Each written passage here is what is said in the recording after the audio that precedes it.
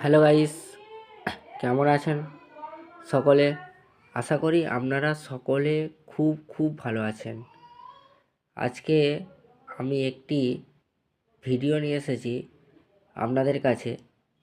যেই ভিডিওটিতে আমি দেখাতে চলেছি কিভাবে আপনারা অঙ্কুরাটি থেকে সরস্বতী বীচ, আলমপুর বা সৃজন কমপ্লেক্স এবং সরস্বতী কমপ্লেক্সে যাবেন।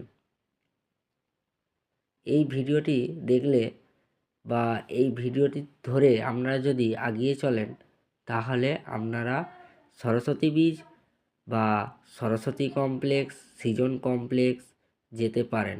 এছাড়াও আন্দুল, ডোমজুর যেতে পারেন।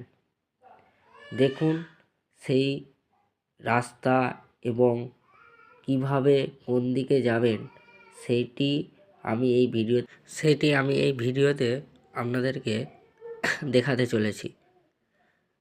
যারা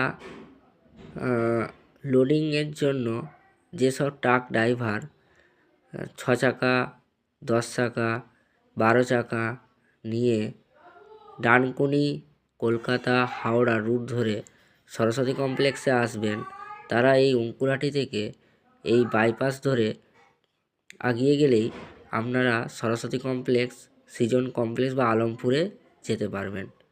কিন্তু অনেক সময় কি হয়, যেহেতু আপনারা বাইরে থেকে আসেন, তাই অনেকটা টাইম গাড়ি চালান, আপনাদের খিদে পেয়ে যায়, তাহলে আপনারা এখানে যে বড় ভালো চায়ের দোকান বা টিফিনের দোকান আছে, ওখান থেকে আপনারা টিফিন, চা খেতে পারেন।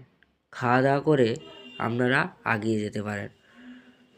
এই পথ দিয়ে আপনি প্রথমে পেয়ে যাবেন আরবিএ ফেরো লিমিটেড। এই কোম্পানিতে ডানকুনি, হাওড়া, কলকাতা থেকে অনেক ড্রাইভাররা তারা গাড়ি নিয়ে আসে লোডিংয়ের জন্য। তারা এই ভিডিওটি দেখে এই কোম্পানিতে আসতে পারবে।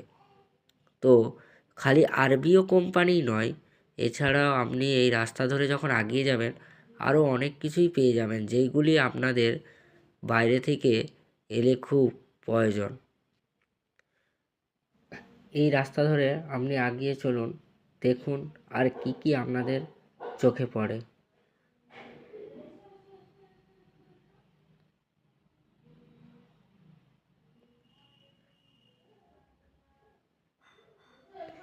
এই দেখুন, প্রথমে আবার একটি কোম্পানি এসেছে, যেটির নাম হচ্ছে পাঠক ইন্ডাস্ট্রি বা